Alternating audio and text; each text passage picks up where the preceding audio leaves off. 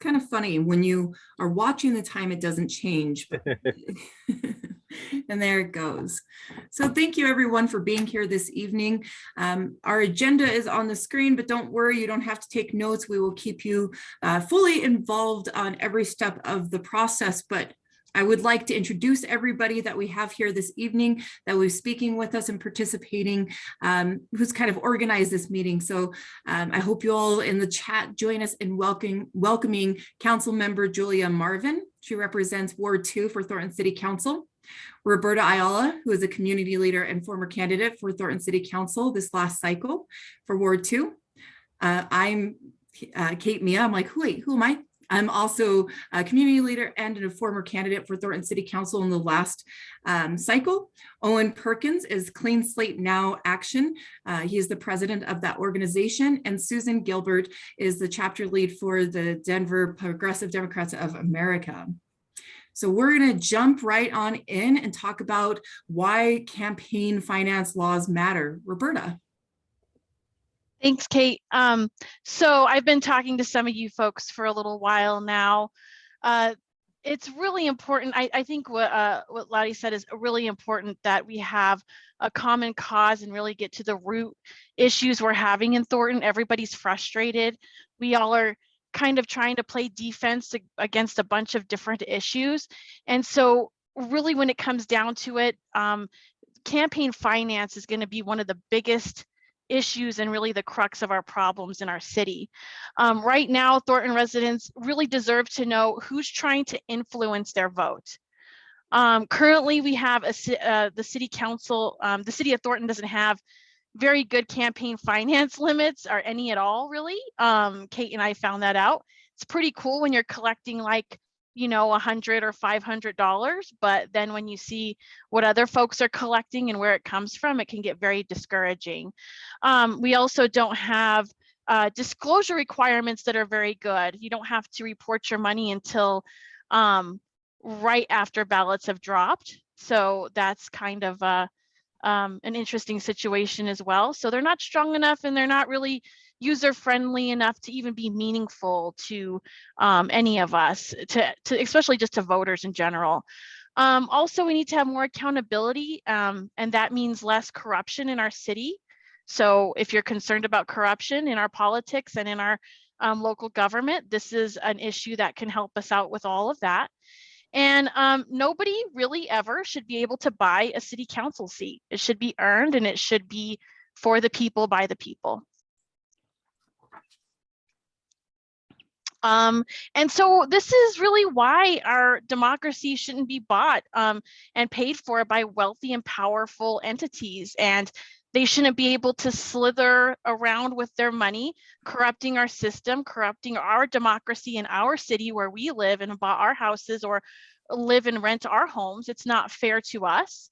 And they're taking the power away from the people here in Thornton. Much of this corruption of our representative democracy, our city council, our mayor, is perfectly legal the way it is right now, because we haven't been able to, on the local level, nobody's ever really challenged it. And the Supreme Court also has had some laws that have allowed a lot of this corruption just to take place. But there are some rules and policies that we can put into effect here locally to make things more fair and transparent for us here in our city. And so this is really like when people are saying it's time to take our city back, this is a huge step in the right direction. So as I mentioned previously, Roberta and I both ran for office, but we'd like to share our stories a little bit with you. So again, my name is Kate Mia, and you know, I grew up in Thornton, and I grew up in the south side of Thornton. It's kind of the poorer part of town, and my family went through some rough times in the beginning, and we really depended on the school system and the city services to help fill in some of the gaps for the family budget. I've always been grateful for the help. So when it was time for me to go to college, I decided.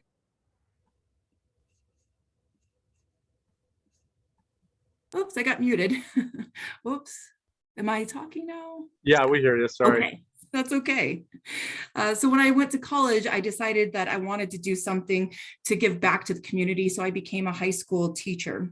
From student teaching to today, I've seen so many of my students suffering from goodness, the affordable housing crisis to food insecurity to mental health concerns. I figured out that those issues radiate outside of the home and impact the students, not just in the classroom, but in their futures and everything that they're going to be doing with their lives. And it affects their families. So as a teacher, I know that I'm responsible for doing everything in my power to make sure that my students and their families are doing okay. So I joined a bunch of boards and commissions with the city, trying to increase my impact for the community members. What I found out was there was a lot of red tape that was preventing the delivery of those services, which led to me running for council. Running for city council, it's a lot like being on fire and constantly pouring on gasoline just to keep it going. As a first-time candidate, I learned so much. I met amazing people, and I even helped to get the pride flag raised in the city of Thornton. I'm just a normal person, and as a high school teacher, I work something ridiculous like 60, I think about 60 hours a week, sometimes up to 80 hours a week. So needless to say, running for office, I was really busy. During the campaign, I worked my normal job from 7:30 in the morning to 3:30 in the afternoon on good days. And then I went on to work on my campaign until 10, 11 o'clock at night, sometimes later. And I didn't really mind it because I was doing something that I believed in. I was giving back to the community and trying to represent the people in the community. After I lost my election, I was still proud of what I did, what I stood for, and how I conducted myself. People have asked me, do I regret anything about the way that I ran my campaign or just the whole process? And the short answer to that is actually yes. I regret not knowing more about campaign finance, really. While I was out there walking doors, making phone calls, hosting events, learning how to create and maintain a website all in the span of like a week, that was fun, and so much more, opponents like mine were receiving huge sums of money and were able to pay others to do their work. I'm not mad at my opponent for being better connected to wealthy people, but I am sad because those big donors will come calling, and I am afraid that my opponent will feel indebted to them. Moving forward, all I want is to level the playing field so that any future candidate has a fair shot. We need more normal people on city council who know the community. That's what I'm fighting for. I want contribution limits set and enforced so that running for office is a tangible possibility for other people, like regular people. Thanks for giving me your time and the opportunity for me to share my story with you. And I know Roberta has a great story that she'd love to share with you as well. Yeah, my story is kind of similar to Kate's. I moved here. I moved to Thornton in 1987. I was born in Denver.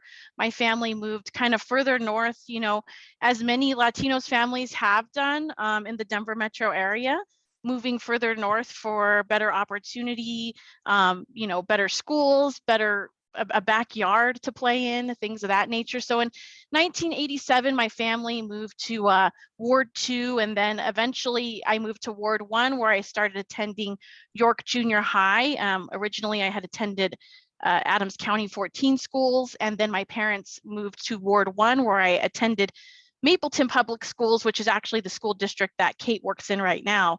And I attended York Junior High, and during that time, I was the new kid, shy and quiet. I was probably well behaved because I was the new kid. And one of my teachers had asked me if I would go to kind of like one of these special activities they have for students at City Hall. They had done this back in the day. And I really wasn't interested in it, but I did it because I was asked to. So I went to City Hall and I shadowed a city council member. I don't remember his name. All I remember is I was a young Hispanic girl and this was an older white man. And he showed me around City Hall and he took me to the chambers and I got to sit in the chair.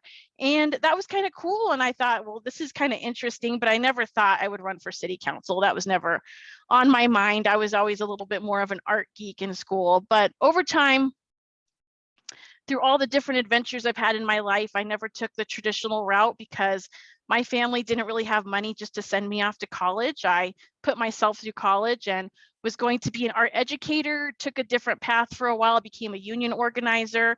So did a lot of adult education. I worked with children for a long time too, and ended up coming back around to finishing my degree in political science. And through getting more invested in my community and learning about organizing, I wanted to make sure that here in Thornton, we had better things happening. I started to notice that all of our cool stuff was being built up in the north, and Southern Thornton is still suffering pretty bad. There seems to be, lack of attention in areas that I think are important, like better streets, safer communities in South Thornton.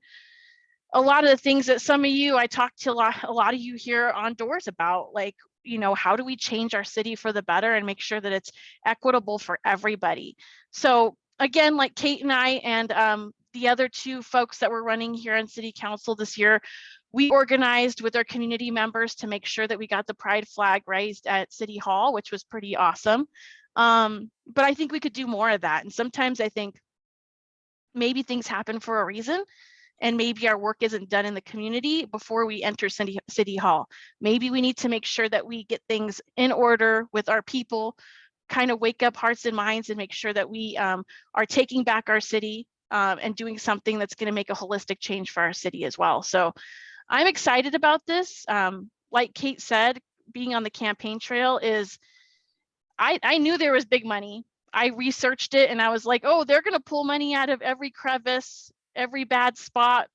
But I thought collective action could beat it. I was pretty sure of that. And I think came pretty dang close within 500 votes. I didn't totally get creamed, but the fact of the matter is when it comes to the ability to just buy an election with tons of flyers, tons of yard signs and big signs. I'm going to cut you off. That's what we have there. Roberta. I'm going to let Julia take over and talk about money no and problem. influence in Thornton. Thanks. So quick segue. So I'm Julia Marvin. I ran for Thornton City Council in 2019.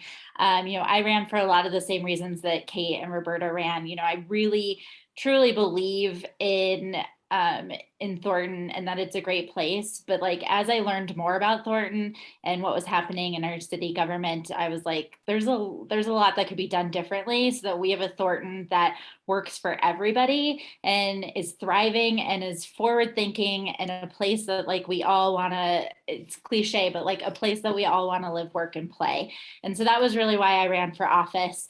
In 2019, when I ran the mayor's race, that was when one of the candidates raised $80,000. And the other candidates, for comparison, raised about $20,000. And so that was really eye-opening for me just from the start of things, of how much money is being poured into these, municipal campaigns. And so campaign finance has been something that I've been thinking about for the past several years, especially how can we address it? And it just seems like every election, it gets worse and worse. And, what happened in this year with how much some of the candidates raised is just what keeps happening. But what I really want to talk about is what happens when those candidates who get all of the money from special interests, like what happens once they're in office. And I just want to say there's a lot of very real, very tangible things that can be tied pretty directly to it. And just a couple of quick examples. There was one that actually happened to us on Tuesday. So one of the counselors during her time to speak in our meeting, she brought up that one of the marijuana dispensaries here, that the owners, they wanted to change some of the paperwork and background checks and requirements for getting their licenses. And so she said, the owner that I talked to, he just said that, it's just so burdensome and it's too much. And what can we do to change it? And what was really interesting about it is that the dispensary owner that she named had given her over $1,000 for her campaign. So, and so in return, it's pretty easy to look at that. And even if that's not why she was doing it, it just looks like it's favoritism. And so that's one example. Another big one that's happening here in Thornton is that we have a lot of growth.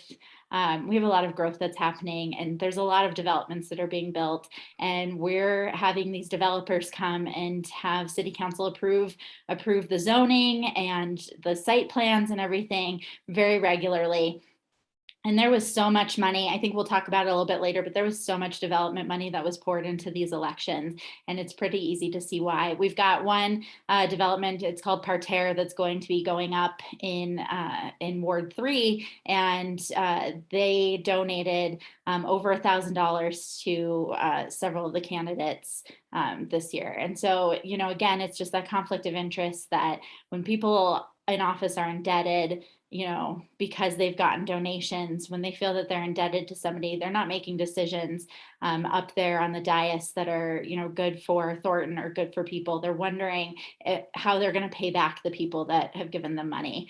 Another great example is water. So, I think all of us know we're running out of water here in Thornton. It's why we're building our, large pipeline, but we're not quite sure if it's going to be done on time. And so when we were having discussions about raising rates for both residents and developers, you could see the counselors, all of the counselors that had gotten money from developers, their faces when they found out that we were going to have to raise rates. You should have seen the looks on their faces. You could just see the wheels turning of they were trying to figure out how they could make it so that the developers wouldn't have to pay as much and to shift that cost onto residents. And that was something that, even a couple of them asked was, does it have to be all at the same time? Does it have to be this much on the developers?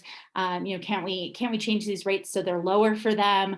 And those were the questions, and none of them batted an eye about the fact that any change in what those developers were going to pay was going to be passed on to the end user, our residents. And so those are just a couple of examples of exactly what happens, once it's time for us to make decisions that, even if it's not the case, there's definitely an appearance of favoritism. For a little bit more information about this, we're going to turn this over to Owen to talk about an overview of Thornton and the neighboring communities. Great, thanks. Hi, I'm Owen Perkins, and I'm with Clean Slate Now Action, and we do a lot of work in Colorado and local communities and around the country. And I just wanted to give you a real quick look at an example of what we've got on our website, cleanslatenowAction.org. We try to, whenever we're following a race, we try to post all the candidates in that area and show where their money is coming from throughout the election. This we're doing after the election because that's when cries kind of came up from Thornton. But we'll have these kind of head-to-head matchups on there, for all the candidates in a race. You can see what they raised and what they raised. The big numbers aren't always as important as the averages, and seeing the difference in contributions with one here an average under $100 and one here over $500. That's a dramatic difference in the fundraising model that these two candidates are using. The percent that they use to self-fund themselves or to fund from individuals, that's also really pertinent. We try to keep track of that, but we also spell out exactly who is contributing to these campaigns and where that money is coming from. So you heard about thousands of dollars coming from different special interest groups here, and you can see the kinds of people that are kinds of groups that are at play in Thornton. Here's another race. So we don't have them all up yet, but we're working on getting them all up to date in Thornton, and we're going back to the 2019 mayoral race, which was mentioned, because that's a different scale and worth taking a look at. But it shouldn't be dramatically different the way it is here. And here's the one candidate that we've got in there with contributions over an average contribution over $1,000. I mean, I don't know how many people in the room here contribute to campaigns, or have ever contributed to a campaign. Almost always when I ask a group like this, a lot of people have contributed, but when I ask who's contributed over $100, hardly anybody has. And so it's great to get a lot of people involved, engaged in campaigns, but look at the difference in an average contribution of $1,200, $1,300 compared to somebody under 1,000, under 100, and then all these special interest contributions, a lot of them from out of the city and from out of state, $3,000 from Metro Housing. We'll see. You can pour through it and see a lot of the things that will help you understand the issue in Thornton, and why we are trying to get big money out of Thornton elections. That's what I want to take a look at right now is a quick background on some of the work that's been done in the neighborhoods around here. Places like Denver passed major reforms in 2018, Lakewood in 2019, Aurora in 2020, and we're working with Fort Collins, Colorado Springs, and now Thornton, all working on it, and places around the country. But one of the big goals is to knock down the perceived barrier and real barriers to entry to get onto the ballot. People think that only wealthy people can run, that you've got to have that kind of money. You got to be able to come up with these $1,000 contributions in order to run, and that almost always means going to special interests. I also want to counter that perception. I think somebody used the term favoritism. Another term for that might be corruption, and the perception that there's corruption going on and that people's votes and the agenda is being paid for by major donors. And ideally, when you've got good reform and good campaign finance going on, you can end up with a diverse city council that really accurately reflects the community that they're representing, both the makeup of that community and the values. One of the things that's really interesting that I like to look at is this poll from just a couple of years ago that showed 8 in 10 Americans, and this is a joint study from the Bush Institute and the Biden Center. And I'm going to go through a lot of information, then we're going to have about a half an hour at the end of everything for questions and answers and to talk. So if something comes up, feel free, remember it, and we'll get back to questions later. But 8 in 10 Americans in this poll found that the biggest, that they were concerned that our democracy was in peril. And this is a few years ago. This is not this year. This is not after January 6th. But the number one reason, most of them thought democracy is getting weaker, and the number one reason they picked was big money in politics. That was the biggest issue that they came up with what's wrong with our democracy right now. We've kind of gotten to a point where the idea that we really have one citizen, one vote is no longer in play anymore. And it's looking more like it's $1, one vote for a variety of reasons. Again, kind of getting back to this favoritism and corruption, I want to look at this Princeton study about whether or not people's opinions are being accurately represented in Congress. This is a graph that shows how public support ideally would affect policy in legislative body. And you would think if something has 80% support from the public, there'd be an 80% chance that it would pass in Congress, say. In reality, in Congress, every bill, no matter whether it's supported by 100% or 0% or anywhere in between, it's got about a 30% chance of passing in Congress. So all of our opinions, all the work we do, all the protesting and marching and things that to call attention, it doesn't change the scale much. What does change it is when you get beyond the 10%, the 90%, and into the elite 10% in terms of donations to campaigns and wealth. And when that top 10% starts to express their feelings about issues, then the curve changes. And then there becomes almost a double. When they're behind something, the chances of it passing double to a 61% likelihood. So, Princeton concludes that this skewed relationship between public opinion and wealthy donors and policy shows us that we have a form of legalized corruption in America. One of the effects that we get out of that, and one of the reasons, is because the special interests know they get incredible bang for their buck, 22,000% return on interest, according to the Journal of Law and Politics. And this comes in the form of tax cuts, kickbacks, breaks, all kinds of favorable legislation. This is why we can't get cheap medical help, medical care, medications. This is why we can't get anywhere on energy and renewable energy issues. This is why we don't get anywhere on gun safety issues. This is why, over and over, pick your favorite topic, whatever you care most about. There's some special interest standing in the way of your goal and the end result.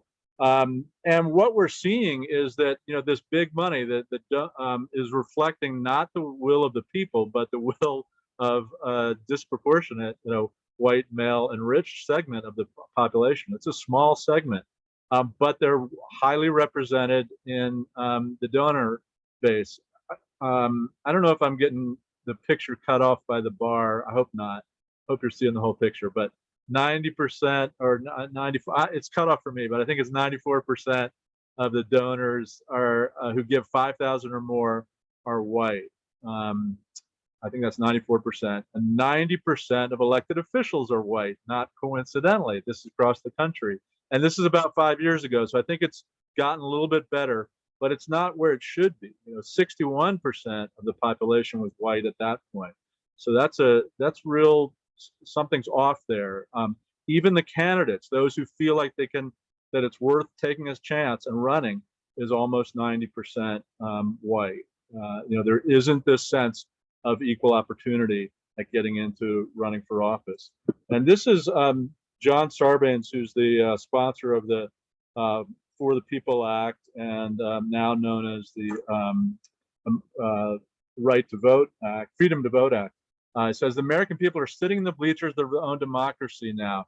And I'm cut off again, but on the field, we've got to figure out a way to bring everyday Americans out of the bleachers and onto the field of their own democracy, where they're calling the plays. So that's what this is all about. And one of the best ways that people have found to do that is through publicly financed campaigns and putting public financing into our elections. And it's not a new or radical idea. These are some of the dozens of places, cities, counties, states that are working on it, that are doing it across the country, that have already implemented this. And we've got them right here in Colorado. Denver, a few years ago, passed the Democracy for the People initiative. I don't know how to get rid of this bar that's in my way, but it's not blocking anybody else. Oh, well, I won't worry about it. It should be at the bottom of my screen. It's not. Anyway, so 4 big things that the Democracy for the People initiative did. It bans corporate contributions, as they're already banned at the state and federal level.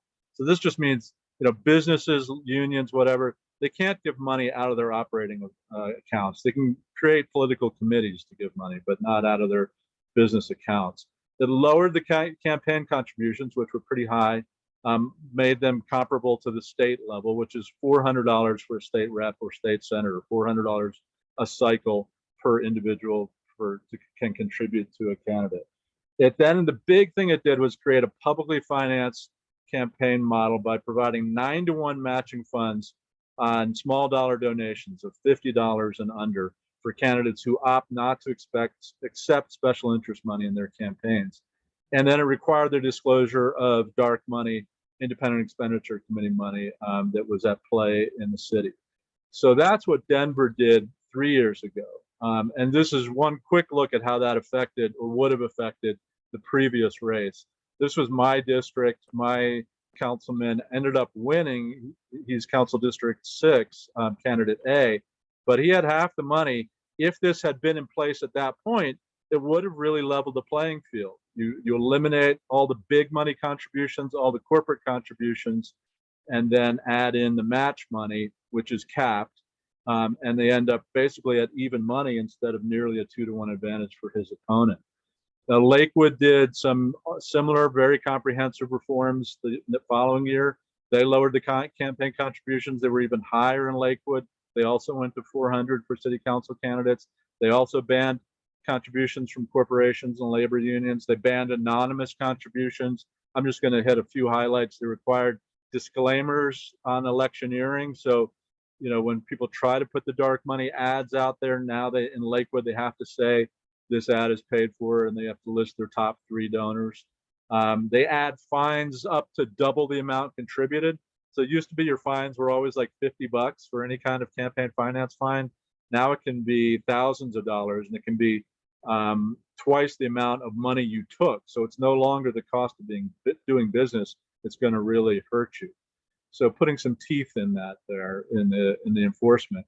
And then Aurora last year passed major reform, and they did all similar things that Lakewood and Denver had done without the public financing component yet. But they put limits on campaign. They had no limits, just as you have no limits in Thornton. But they put $400 limits for city council, $1,000 for mayor, citywide races, stronger reporting requirements, and stronger oversight and enforcement. So this just reiterates a lot of that. I'll go through this quickly. There's overwhelming support across party lines for almost all these reforms. And this is just campaign contributions having limits. You know, it's over 70% of Republicans, Democrats, and independents all like to have some kind of limiting. So, you know, you were getting a situation, or in Aurora, I'm going to skip ahead here and look at some of the effects of the campaign finance in Aurora. And we had seen in the past donations of $5,000 or more in the previous, I think, 4 cycles. Now I can't see the number there, but I think it was maybe 17, or I don't know. What's the number of $5,000 or more contributions there? 26. 26. Okay. In 2019, there were 99. And that's when, you know, the following year, these reforms were passed, and it went down to 1 contribution of over $5,000. So I'm just going to cruise very quickly here. And you were seeing contributions up to $10,000. There was no limit, but they, you know, $10,000 as opposed to, you know, you can't even give the president that much money. You know, governor is like 1,100, I think. But here's the effects of all those between passing it, the reform, and after it went. And bear in mind, again, the total figures aren't as important as averages because the mayor's race was in 2019 and not in 2021. But 2 million in 2019 total funds raised, about a quarter of that in 21. Total contributions, understandably lower without the mayor's race. The average contribution went from $350 almost to $140. So that's a great trend to go towards small dollar donors. Special interest contributions, $500,000 in 2019 to under 100,000 in 2021, moving in the right direction. Self-funding wasn't really covered, but it also had a good effect. Went from almost 300,000 in 2019 to under 20,000 after the bill was passed. Percent self-funding went from 14.5% to 5.3%. Percent from individuals, this is the most important one to us at Clean Slate Now, went up. That's what we want to see. We want to see it at 100% coming from individuals. So it went up to 87% from 71%. And when you adjust that to take out somebody's self-funding, it was an even bigger change, going up to 84%. This is probably a lot of information coming at you really quickly, but the number of candidates who were over 90% of their donations coming from individuals, there was 1 in 2019, almost half of them in 2021, 6 of 13. And the dark money was about the same. The independent expenditure money was about the same. I'm going to skip this. This is where all that dark money was coming from. But and now I want to look at Boulder, which has what they do there. They've got a 1-to-1 match, and they cap spending for city council at $20,000. And once you qualify with a bunch of small dollar donations that show you're viable and you've got support in the community, then you can get a match of up to $10,000. So you raise $10,000 and they'll match that to $20,000, and then you're done raising your funds. And often that means you're done with fundraising months before the election, and you just get it done with early and then focus on voters. They have very low matches. Low caps. They have a $100 limit, and as I said, a $10,000 spending cap. that's you're opting in for that. So when you have an opt-in system that often comes with public financing, you can be a lot more flexible, and you can limit self-funding. You can limit a lot of everything. You know, you can, if it's an opt-in, everything's on the table. But otherwise it wouldn't be constitutional. So Fort Collins is modeling theirs off of the Boulder model. So I'll skip through Fort Collins. And then I just want to take the rest of my time, a few minutes, just to look at three different places. New York, this is New York City. And the top graph shows donors to statewide campaigns in New York City. And the bottom graph shows donors to citywide campaigns in New York City. And it's the density of donors. So there's so many more people involved in donating on city elections. And we would think the reason is because city has matching contributions. They do the 9-to-1 match like Denver does. They've evolved. They've been doing it over 30 years, and they change it every time, figure out a better way to do it. This is just a smaller neighborhood, the Bed-Stuy neighborhood, which is very diverse. But you can see it's a sparsity contributing to the state campaigns, but some real density of contributors, of engaged people to the city campaigns where their donation is matched. And it feels like your $10 means something because it becomes $100. Seattle has this amazing program, Democracy Dollars, where they give everybody, every registered voter gets $100 in vouchers. They get 4 $25 vouchers, and they can give it to any candidate they want, who qualifies and who opts in. And what that's done is made people on fixed incomes suddenly an important part of the equation. People working minimum wage jobs are a big voting block now, a donor block. People without homes become a big donor block. They've all got $100 that they can only spend on campaign contributions. And my last example is Connecticut, which does a lump sum donation. So once you qualify, you get a lump sum. And I love the Connecticut example because they were really hitting their stride about the time that Sandy Hook came up, the shooting at the elementary school. And I always ask people, you know, what was done as a result of Sandy Hook? And nationally, people are right to say nothing pretty much was done. But in Connecticut, they said enough is enough. They had a legislature that got into office with public financing. They weren't beholden to anybody. They said no to guns. They gave some of the strictest gun regulations in the country, along with all kinds of other things that the public supported, paid sick days, raising the minimum wage, in-state tuition.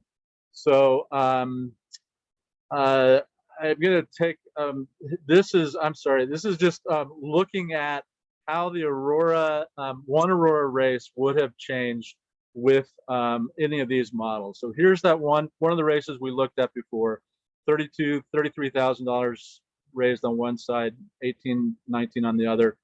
With the Aurora limit, that goes to almost even money. When you cut down to $400 max, cut out corporate contributions, just eliminating that big money, and you get to even money. If you put the Boulder match in, the problem with the candidate who raised all that money is they didn't get very many contributions, so they don't end up qualifying because they didn't show enough support from the community, enough donations to qualify. So they stayed the same, whereas the other candidate accelerated with that Boulder match. With the Denver match, it goes even bigger with that 9-to-1 match. And again, that candidate would not have qualified, that first candidate, because they didn't get enough contributions to match, to get the match there. So, you know, what it boils down to is if candidates can avoid going to the deep pockets, the PACs, the insiders, and, you know, looking for them for money, and instead spend that time in the district, investing in the community, talking and listening with constituents, and coming away with even greater resources by going to the people to power their campaigns, how could they not go to their district? So this is what we think, you know, meaningful campaign, this is what we see meaningful campaign finance reform brings. Increased voter turnout, communities of color become more involved, lower income communities donate at a dramatically increased rate. Running for office no longer means you got to have great wealth or connections to wealth, and you end up with more diverse candidates running and getting elected, including more women, more young people, and more people of color. And I will stop there. I think I went a little long, so sorry, but we'll catch up with questions afterwards. And I think we're going to go to a quick quiz on that now with Susan. Okay, everybody, now it's time to take a breath. You've had a ton of information thrown at you, lots to digest, so just take a breath and breathe. But now it's your turn. So we really would like to hear from you and kind of get your ideas on what you think your next steps with Thornton's fair election process should be. So we have a couple polls we're going to kind of guide you through right now. And these are the questions you'll see are based on a lot of the information that you heard already tonight. And also maybe based on what maybe you already did know about transparency or campaign finance reform too. So I'm going to set a poll here. All right, so here's the poll. Campaign finance reform. Okay, so please select your top 5 priorities for campaign finance reform. Obviously, this is a multiple choice question. There's quite a few options here for you. I don't think you need me to read them for you. So go ahead, take a little bit and vote. Top 5 priorities. While people are voting, if I can add something, I heard or saw a story today about some candidates who are taking the optional state choice to limit their own spending in a statewide race. So that's another great example. You can put a cap on spending for a race as an option, and Colorado does that. They give people the option to limit their spending, and as a result, you can accept contributions that are a little larger than people who don't limit their spending for statewide races or state races.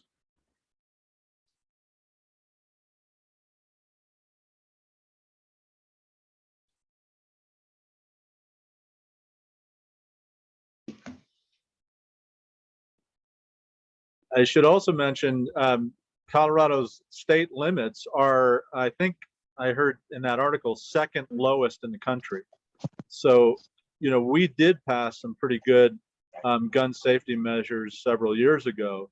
And I'm often reminded that one of the reasons we were able to do that is because we've got pretty reasonable campaign contribution limits in Colorado, and we don't have a legislature that is bought by big money and special interests. Okay, I'm going to give you guys like another 15 seconds to make your choices.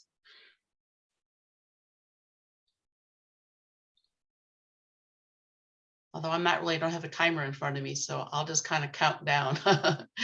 10, 9, 8, 7, 6, 5, 4, 3, 2, 1.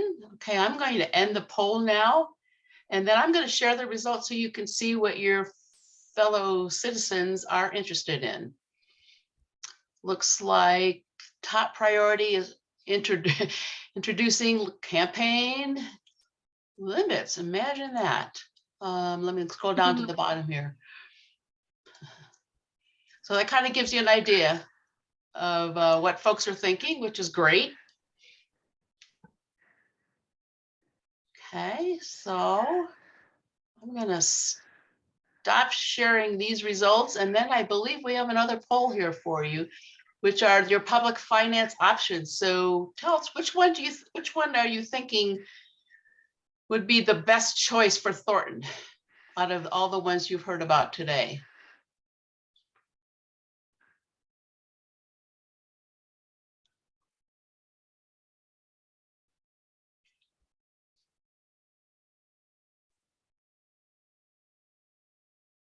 You want to follow Boulder? Do you want to follow Denver? Do you want to, I can't see all of them, so sorry. That's the Connecticut one is the third one. Thank you. Lump sum. And then Seattle's democracy dollars model. Gotcha. Okay, sorry.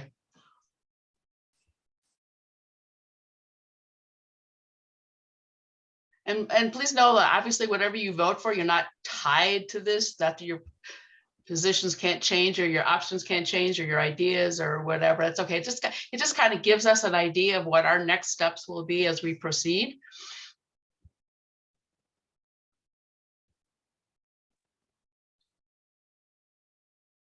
I'm gonna close it down here in a few minutes, or a few seconds, I should say. And then I will obviously share it again. 5, 4, 3, 2, 1. Okay, I'm gonna end the poll and then share the results. Gives you an idea of what you all are thinking about. Looks like a lot of you are interested in following the same format as Boulder. Makes sense? That's great. Okay. So I am gonna stop sharing. I believe those are the only, those are the only 2 polls that we have right now. So I'm gonna turn it over to Kate. Thank you very much for participating. We really appreciate it. That really helps a lot. Absolutely. And we're actually going to jump over to Councilmember Marvin. Oops. Thanks, Kate. So what do we do with this now? How do we get campaign finance reform? So there's really kind of 2 paths that we can take. And so they honestly can kind of run concurrently, because it's almost like if the first one doesn't work, then we're ready to go with the second one. So the first is, getting a city council ordinance, and we'll talk a little bit more about what that looks like in a minute. But basically what that is, we're having conversations with city council members. We're bringing an ordinance and asking them to, eventually vote on it. And then if we can get 5 votes, we've got 9 council members, so we just need 5. If we can get 5 votes, then it'll pass and it'll become law. The other route, which is, like I said, if it doesn't work out, then that would be a ballot initiative. And this one's a little bit more complicated. It's definitely going to be a little bit more of a heavy lift, but I think we can do it. And so Roberta's going to talk a little bit about that. But for both of them, we're kind of really thinking, we're kicking this off tonight with all of you who are really engaged and activated citizens who want change. And so, we're starting here, and then we're looking at January and February is when we'll start drafting this language and solidifying things, having some time to talk with our city councilors. And then, if we go the ballot initiative route, probably in early June, end of July, or, June and July is when we'll be collecting signatures.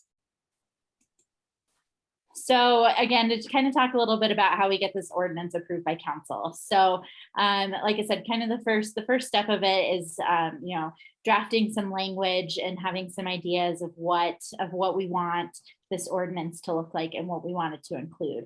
And then from there, usually what happens is if there's, if as a city councilor, if there's something that we want done, we bring it up to our city, we bring it up to the city councilors during one of our planning sessions. Those are really where we do deep dives into topics and talk about different things that we all want to work on. And also the city comes and presents different things to us to get our feedback and guidance. So that's where we would start with this is, bringing it up during a planning session. From there, then we'll kind of figure out, what kind of support there is. We don't take a formal vote during planning sessions, but we have what's called consensus. And so that's kind of like voting where we say like, yeah, we want to pursue this or no, we don't. So that would be the time I would bring it up. We would talk about it. Usually before you bring it up in a planning session, we'll have had those conversations with other city councilors before that. So, that'll be a time that we'll want to, rally residents to be calling their city councilors, to be having meetings, to talk about how important it is. So really what we want is that when it comes up in a planning session, everybody kind of has an idea about it, and then we can give staff guidance of like, yes, we want you to formally draft this, or, no, we're not interested. So let's say that it goes the route of they say, yes, we're good to go. So then staff will go ahead and take care of, creating the formal ordinance. You're hopefully taking the language that we've come up with exactly, and then it'll go to a city council meeting. And so that's when we will have a formal vote. So When that happens, everyone will know that that's coming up on the agenda. People will be able to talk during public comment. We have you get 3 minutes during public comment to talk on whatever topic you want. So that'll be a great opportunity for everybody to, again, come and talk about how important it is. And then we will take that vote for it, that final vote. And then from there, it's official, and then it goes into effect on a specific date. So so like I said, I think the biggest part of that is going to be a lot of that legwork before of really rallying support in the community and really making it so that there's pressure on the city councilors to pass something, because they'll realize, oh, this is something that's important to the residents, and also really, oh, I'll look really bad if I don't support it when there's this much community support. Now, if this doesn't go the route we hope, which would be to be getting approval by council, there is another path that Roberta is going to share with us. Yeah, so this is the ballot initiative rules. It's in our charter. Reading the Thornton City's charter is kind of like reading the book in Beetlejuice, the book for the recently deceased. It's really difficult and hard to navigate, but we've done some work to make sure that we are on the right path. So yeah, like this is the language, and that piece right there that's highlighted is really the direction we have to take in order to make sure that we can get a law passed in our city without going through the traditional route that Julia just explained. If by chance we're not able to get city council to agree to possibly vote on this and talk about it and move it forward, then we'll have to go an alternate route, which is doing a ballot initiative on our own. And a basic breakdown of the ballot initiative process, basically any two people can begin the initiative process of circulating a petition. So we've kind of already somewhat started this in the background just because we want to be prepared. This will be a heavy organizing lift. And so this is why we have to have both of these kind of moving at the same time. We have to file written notice of the proposed ordinance with the city clerk. This always kind of reminds me of all this stuff reminds me of like the old Schoolhouse Rock stuff, like the bill on Capitol Hill directions, right? So this is a different route to get there. The proposed ordinance is then initiated by obtaining signatures. So then that's where we're going to need a lot of support with getting folks boots on the ground to go around and get these signatures. There'll be a lot of different opportunities and places where we can do that. Some of it will be canvassing, some of it will be going to, crowded places, libraries, maybe in front of areas that are more populated in Thornton, so we can get the signatures we need. And also we have to make sure that this petition we have will only encompass this one ordinance, which is the campaign finance reform, and the rules that we write up to have that be our new law in Thornton, basically. So here's a little bit of a visual breakdown of the way that works. Again, like the two people will get the petition. We'll initiate the process of circulating the petition by filing notice with the clerk. Like I mentioned before, the clerk will have 5 days to take a gander at this thing and make sure it's okay for us to go ahead and start collecting signatures. When we get that okay from the clerk, we will have 180 days to circulate the petition. But once we get the first signature, the timer will start on 21 days to collect the total of our goal will be about 12,000 to 12,500 signatures in order to make sure that we meet the minimum requirement needed to get this onto a ballot. From there, within 40 days after the petition, it will be back again filed with the clerk.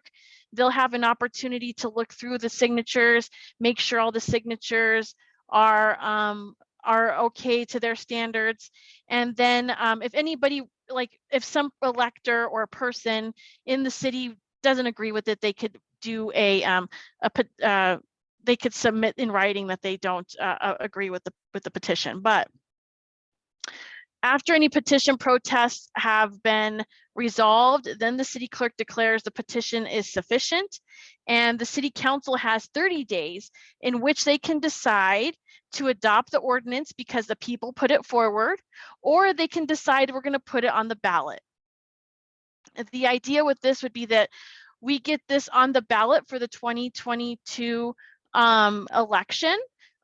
This is why we're doing it in this specific time frame, because we don't want to have, it will go to special election if we do it at some other random time, which we don't think would be very successful, putting it on a random ballot in the middle of June or something. So we don't want to do that. We want to make sure this is timed appropriately, and we're building a campaign that will make us have the strongest chance possible. So Councilmember Marvin, what can we do to take our city back? Yeah, so as we've said, like either, both routes are it's gonna be a lot of work, but it's really important work. This is, again, like we said, like if we can get something like this in place, as we saw from, Owen's slides, like this is something that can make truly lasting change in Thornton and how our city government, who is on it and who is, making decisions. And so we all, like we said, we need to come together to be very organized and focused on this in the next, 6 or 7 months. So there's a lot of things that you can do. Like I said, there's a reason that, we invited you to this meeting tonight, because you guys are the ones who have, been out there on the campaigns with us, have been at the city council meetings with us. You organized to get the pride flag up. Like you all know how to do this work, and we are not going to be able to do this without you. So just a couple of things, you can spread the word to other people. That's going to be a really big one. If there's anybody, if you can find 5 people that who you think would be interested in this, we're going to be holding another meeting in January, probably like mid to late January. And so if you have even 3 or 5 friends that you can, talk to and invite to that meeting, that would be great, because we need to let people know about this. Also, if you want to sign up to be on our email list, that'll be really helpful, so we can keep you informed of, calls to action, and then also just what's going on. Attending meetings, these meetings that we're going to have as organizers, but also, at some point attending city council meetings. One thing we've been talking about is how important it is that, like, even now we can start, as we're working on the language and building this, that, if we have a couple people coming to city council meetings, and speaking during public comments, just about campaign finance reform in general, that really starts to create a buzz. So then when people are hearing it over and over again, they're like, oh, this is something that a lot of people are talking about. And then, contacting your city councilors. Like I said, once we're ready to go with this ordinance, that is going to be a huge one. There's a lot of times we have a lot of city councilors who say that, they really want to hear from the people, and that is how they make decisions. And also sometimes I think that, again, the pride flag, when we had citizens come to talk, that honestly changed the minds of city councilors. When I had brought it up in planning session, it was a no by like 6-3. And then once we had so many people come and talk during public comment that night, and then we voted on it, that flipped to 5-4. So it really, the public's voice, when we're organized and coordinated, and there's a lot of us, it really does, it can really change the outcome of the situation. And then the big thing is going to be helping to collect signatures. Like we were talking about, it's a lot in a very short amount of time, but if we're organized and prepared and all willing to, take a couple weeks to volunteer for this, we definitely think that we can get that done. And then that's also kind of canvassing for it. Part of that is going to be going door to door to, talk to people and talk to our neighbors, and not only ask them to sign, but also, kind of start to explain why why campaign finance is so important, because it's, you know, not something that's necessarily top of mind for most people. And then phone calls, that'll be another big one. So there's going to be a lot of opportunities, you know, definitely something for everybody. I know not everybody's, you know, comfortable going door to door, but maybe you're, you know, comfortable, you know, texting your friends or making phone calls, or you're volunteering, you know, at a table with or coming and speaking at council. So, you know, I think there's something for everybody, and it's going to take all of us together to, you know, really make this change and move things forward. So we have some time now for questions and answers, but before I stop sharing my screen, I just wanted to make sure that you have our contact information. So for organizing opportunities or questions about kind of the grassroots part of this, Roberta and I are happy to answer questions, take down information, get you signed up for whatever it is that's of interest to you. If you have a specific question about how this will work with City Council, Councilmember Marvin's email address is there, and then about all the nitty gritty fun stuff with campaign finance reform and fair elections. I know that was a ton of excellent information. The information is there. You can go to cleanslatenowAction.org, or you can email Owen. But we do have time right now, so I wanted to thank you. I know some people needed to leave a couple of moments early, so just having this contact information out there. But we would like to thank you so much for coming and spending some time with us this evening. Please do stick around for questions. We will be answering those. Susan, do we have a queue started? Or I had unmute. So so we are some people who have, I see a hand raised. Martin has his hand raised. So, and I don't know if any of the participants possibly have emailed one of you lovely presenters directly. That also might be a way to go. But I would say right now, since I have put in the chat a couple of times about going the route of raising hand electronically, maybe we should honor the people who have done that. And then if any of you have had any other questions that you want to email directly to myself or the other speakers, that would be great as well. So it looks like Martin has his hand raised. Maybe we should go to Martin first. Okay.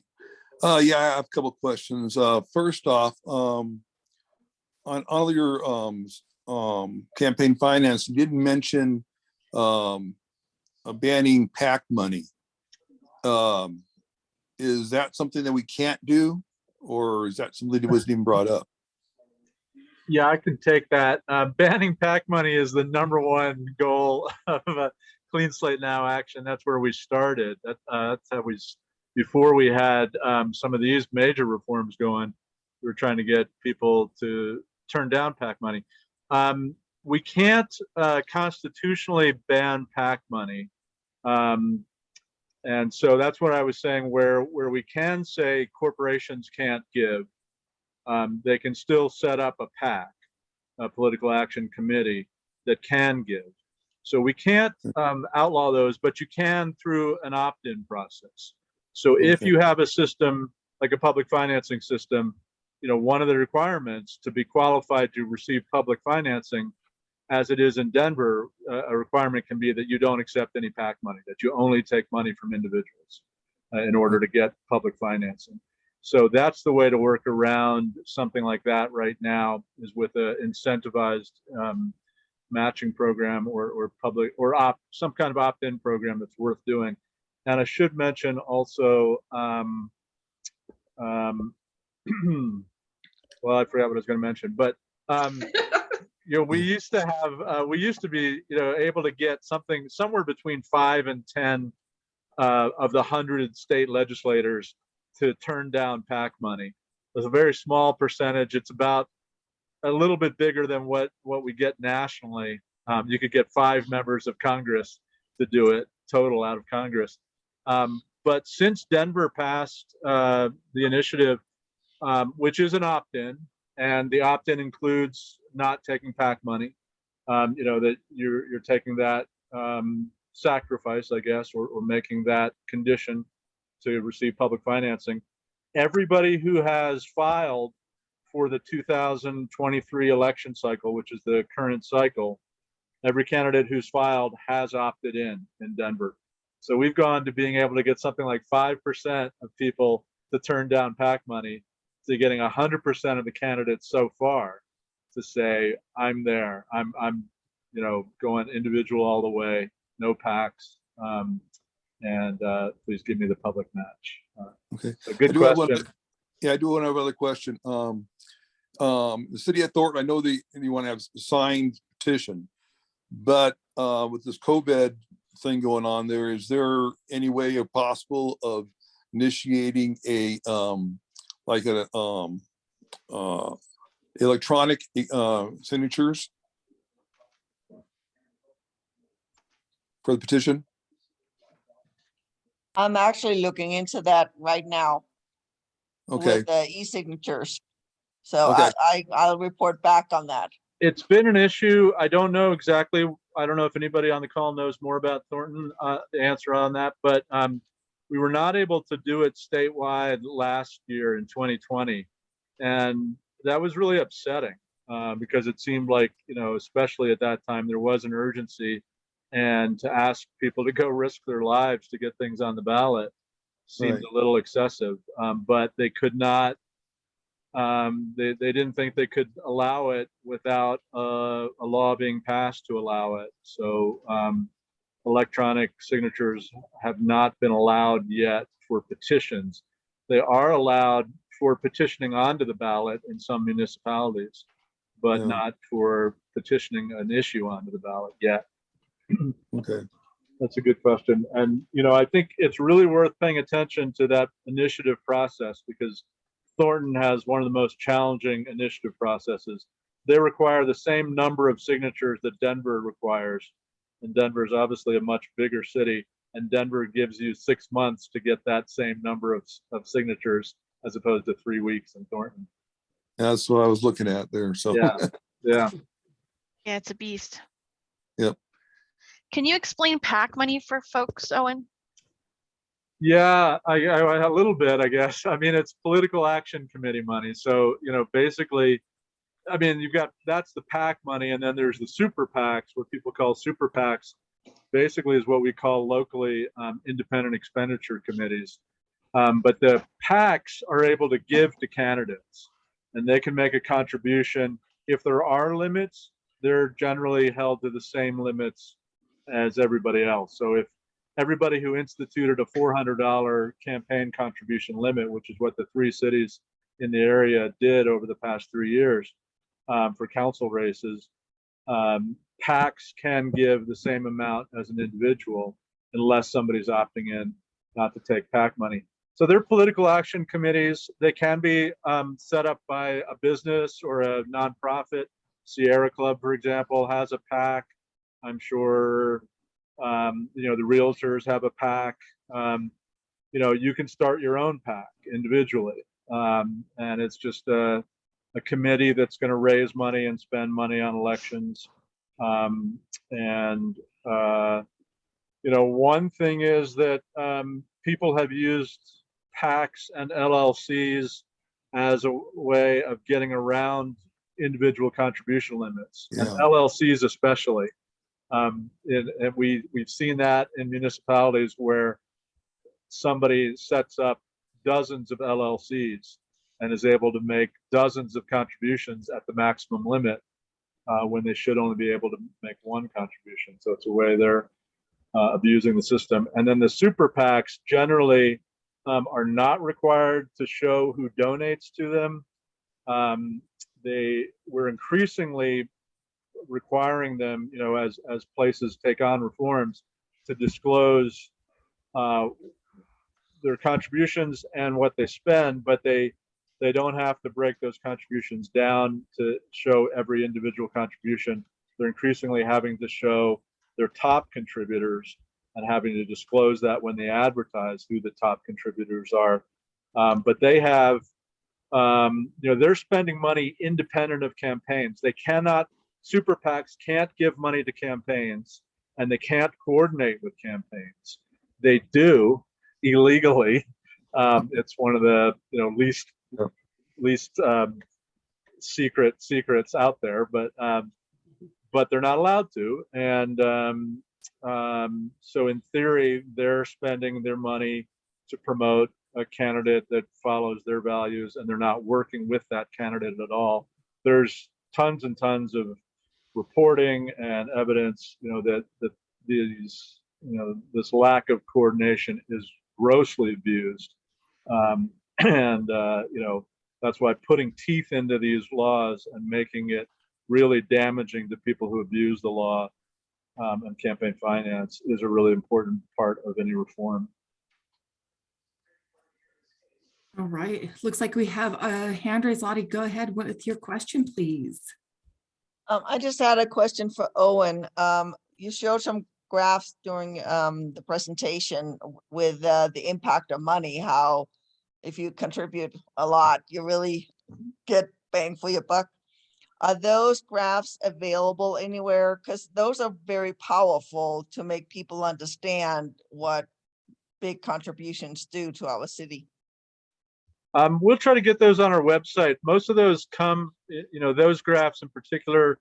I'm not, some of that came from Princeton. It depends on, they came from different sources. So we just try to make sure that we're not misusing somebody else's copywritten material. But we will try to get that on our website. They are on our website in videos. But we'll try to make that a little more accessible, and you can contact me also directly if you want access to some of those images. Great, thank you. Susan, you're up next. Thank you. They're not my questions. Stephen does not have a mic, so I have a couple questions from him. One is for Julia. So let me get to that question. Sorry, hang on. How open has City Council been to allowing an ordinance to proceed past consensus? And are most ideas killed in the planning session? You would like to know about that. Yeah, those are two really great questions. So, kind of knowing our city councilors, I definitely think that there's a chance. I think that there's a couple that probably are not going to be very open to it, but I think a lot of them are. And I think that that's also part of what some of this work is going to be. When we start out with this, I think, we can come up with like kind of what we think is our ideal, an ideal ordinance. And then, you ask for the moon. And then if we get halfway there, then, we can decide if that's good enough. So, I have been having conversations with some of the counselors, just sort of in a general sense of like, hey, one thing that I really think it would be helpful for us to work on would be campaign finance. Like, what do you think? So, everyone has said that they're open to it so far. So, so I definitely, think that there's a chance. But like I said, I think that's kind of also part of it is, we bring it up in planning session and we see what happens after we've put the work in. And then, there's always an opportunity to bring it up in the city council meeting. And make a motion from the floor to take a vote and, get them completely on the record for it. So that's also another opportunity for us. With something similar to what happened with the pride flag, I brought it up during planning session, it got shot down. And then, we had the community organized and came out to the next meeting, and then we made a motion that night and had to take a vote, and the vote was different, and we got the flag up. So so that's kind of where we're at. Like I said, I think they're open to it. I don't know how open, and I think that's kind of also what we'll find out. Thank you so much. I just noticed that we have another council member on the call. So if you'd all join me in welcoming Council Member Kathy Henson. Council Member, I'm not sure if you're around, and if you'd like to make any remarks, we'd love to hear from you. Thank you for having this meeting. I apologize for not being able to be here for the whole time, and I look forward to more conversations with your group. Thank you for the warm welcome, and hello, everybody. Have a great evening. I would look forward to the rest of the conversation. Kate, I do have another question from Stephen, if I may butt in here, and then I don't know if anyone, then this one is for Owen. How common is dark money in local elections? And how effective are some of the existing measures in other cities at limiting the dark money? That's a good question. It varies. You know, what we see is the dark money tends to, the biggest attraction for the dark money is competitive races. So where there can be distinctions between candidates and you know, and a competitive race, there usually dark money shows up there.